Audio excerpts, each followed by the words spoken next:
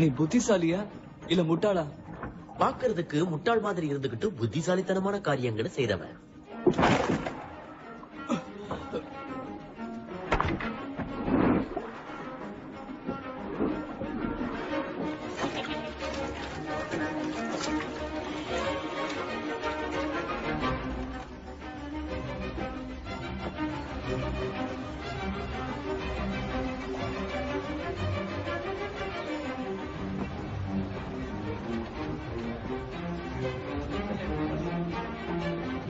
எல்லாரும் அசையாம அப்படியே நில்லுங்க. நாங்க இந்த கப்பலை கடத்த போறோம். ஆயுதங்களை கீழே போடுங்க.